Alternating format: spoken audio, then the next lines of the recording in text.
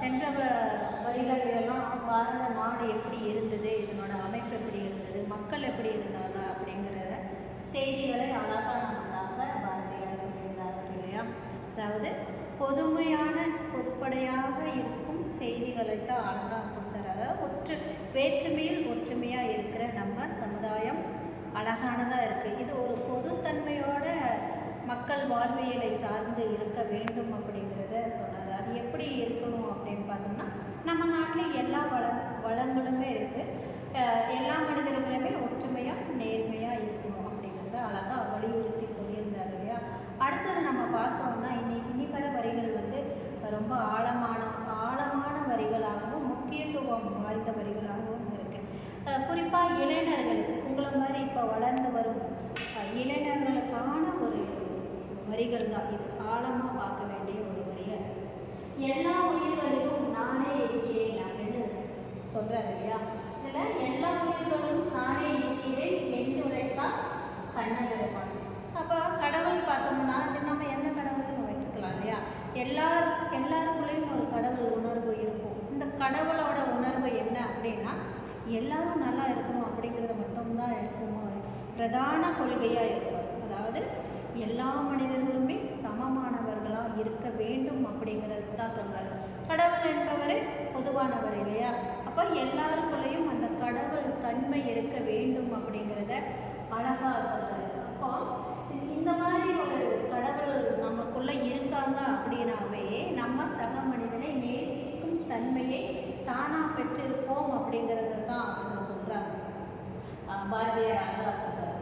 அடுத்தது, எல்லாரும் அமர நிலையை எய்தும் நன்முறையை இந்தியா உலகிற்கு அளிக்கும் அப்படின்னு சொல்கிறாங்க. அப்படின்னா என்ன, இந்த நாட்டில் பரம ஏழையாக இருந்தாலும் சரி, பெரும் பணக்காரனாக இருந்தாலும் சரி, எல்லாருக்குமே வந்து ஆளுமை அப்படிங்கிறது தனித்தன்மை வாய்ந்ததாக இருக்கும் இல்லையா. அப்போ இந்த ஆளுமை எங்கே கொண்டு போய் நிறுத்தும் அப்படின்னா, அந்த நாட்டை ஆளும் சக்தி அவனுக்கு இருக்கும் அப்படிங்கிறத தான் சொல்கிறாங்க. சரிசமமாக இருக்காது. பாமர மக்கள் நம்ம தமிழ்நாட்டை எடுத்துக்கிட்டனாலுமே படிக்காதவங்க ஆட்சி செய்யும் பொழுது தான் நாடு ரொம்ப செழிப்படைந்திருக்கு அப்படிங்கிறத நம்ம படிச்சிருக்கோம். காமராஜர் ஐயா இருந்த காலத்தில் நம்ம நாட்டில் நிறைய அணைகள் நிறையா கட்டப்பட்டு இருக்கும் இல்லையா. இந்த அணைகள் எதுக்காக கட்டுறாங்க, நம்ம நாடு செழிப்படையணும் அப்படிங்கிறதுக்காக தான். அவர் ஒன்றும் பெரிய படிப்பாளியெல்லாம் கிடையாது. அப்போது சாதாரண மனிதனும் உயர்ந்த பதவியில் இருக்கலாம் அப்படிங்கிறத வந்து ரொம்ப அழகான இந்த வரிகள் மூலமாக நம்ம தெரிஞ்சுக்கலாம். அதுக்கப்புறம் ஒரு 50-60 வருடம் கழித்து தான் வந்து காமராஜர் ஆட்சிக்கு வந்தார். அவர் வந்து முன்கூட்டியே இந்த அழகான விஷயத்தை வந்து பாரதியார் சொல்லியிருக்காரு இல்லையா.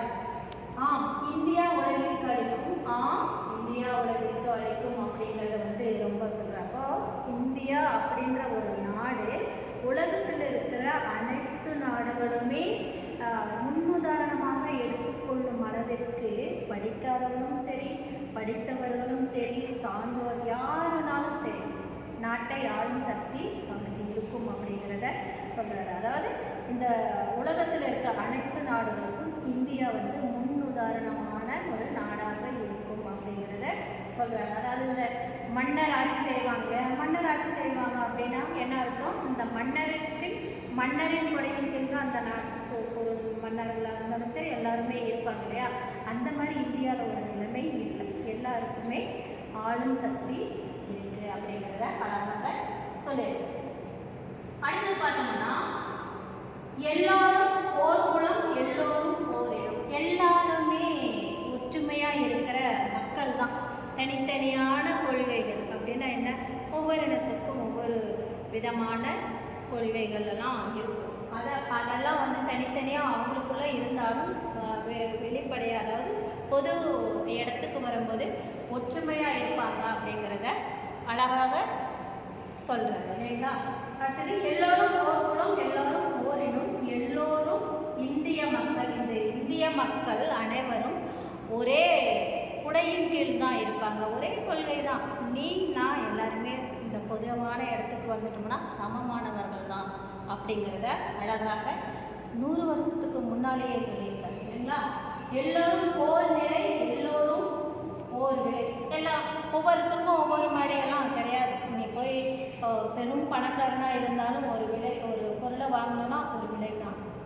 ஏழையாக இருந்தாலும் அந்த கடையில் போய் ஒரு பொருளை வாங்குகிறோம், 2 பேரும் ஒரே மாதிரி பொருளை வாங்குறாங்கன்னா 2 பேருக்கு ஒரே மாதிரி தான் இருக்கும், விலை நிர்ணயம் செய்யப்பட்டிருக்கும். அப்போ இந்தியாவில் எல்லாருக்குமே சமமான வாய்ப்புகளை தான் அளிக்குது அப்படின்னு சொல்கிறாங்க. பணக்காரனாக இருந்தாலும் சரி, ஏழையாக இருந்தாலும் சரி, எல்லோரும் இந்நாட்டு மன்னர்கள். நாம் எல்லோரும் இந்நாட்டு மன்னர்கள். ஆமாம், நம்ம எல்லாருமே இந்நாட்டு மன்னர்கள் தான். எதை வச்சு சொல்கிறாங்க அப்படின்னா, எல்லாருமே நாட்டை ஒரு சேர பாதுகாக்கும் தன்மை